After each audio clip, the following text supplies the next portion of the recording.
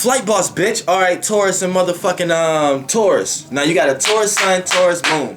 So this means not necessarily means you had a good grand trine within yourself. Even though that don't mean what a grand trine mean. I know what a grand don't quote me, but still, it don't mean that your moon like when you have the same moon and sun. That doesn't necessarily mean you're gonna be at good terms with their actions and reactions. Like they're gonna agree upon each other, because it depends on the degree.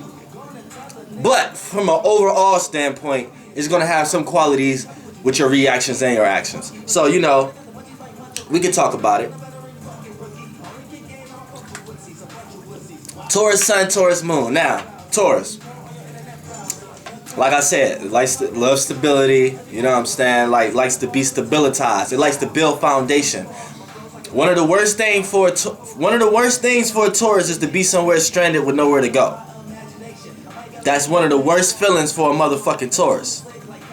And when it's coming to your world you live in too, you're going to make sure you do absolutely everything in your power to never be in that situation. You know what I'm saying? You're going to make sure you do what it takes for you not to be out here not knowing where to go, not knowing where to be. And you're going to make sure you have a girl you can love.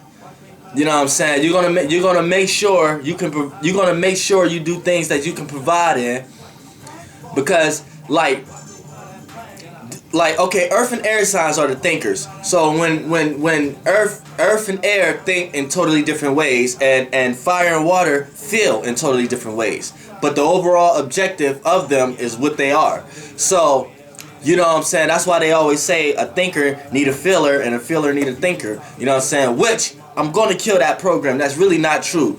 Fire and water signs need to be together, and air and earth signs need to be together if you really want to learn and get a lot of this karmic debt out of your life. You might have got into a relationship. If you are an earth sign, you might have got into a relationship with a fire sign, and with a fire or air sign, right? And felt like it was the worst time of your life. Y'all might have got attracted to each other, but felt like it was you without knowing. You actually played out a lot of karmic debt.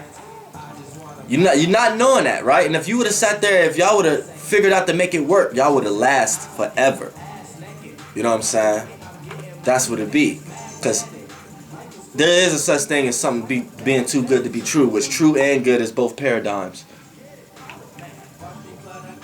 And at the same time, like, you know what I'm saying, you gotta do what you gotta do. But look, check this out. Let's get into Taurus and Taurus.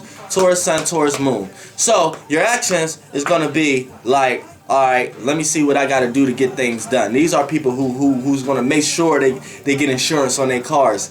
And if they don't do that, they must be in a situation where they get enough money to the point that they don't need it, because they know that they can get back on their feet real fast. These are people who think about things like this. And then when it gets into the world you live in, you don't see nothing no other way. You think that's how it's supposed to be.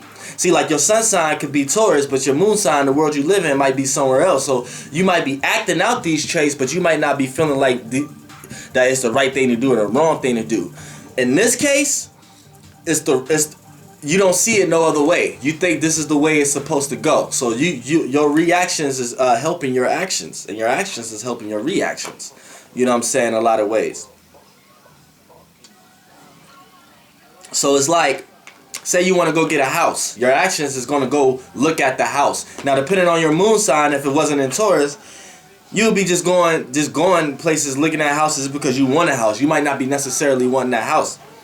If your moon sign in Taurus also, you're going to go look at houses, and the world you live in, you're going to think there's nothing else to do but to get this house. So you're going to work towards that goal of getting that house, and you're going to take it step by step, and you're going to do what the fuck you got to do to get that house. You know what I'm saying? And that's what it is when Taurus get in Taurus sun, Taurus moon. These people are keen on one thing. Plus, it's a fixed sign. So it's stubborn, and stubborn, there's a good and bad to everything. There's people think stubborn is bad because when they're having a conversation with a stubborn person. But when a person is a fixed sign and they're stubborn but they have motives and goals, they're going to be stuck on that goal. So they're going to get it accomplished no matter how long it take. And that's the good aspect on it. So you know what I'm saying? These people will get that house. No matter, it might be 4 or 5 years down the line, but they're going to get that house. You know what I'm saying? So that's when Taurus come into the sun and the moon. Flight boss, bitch.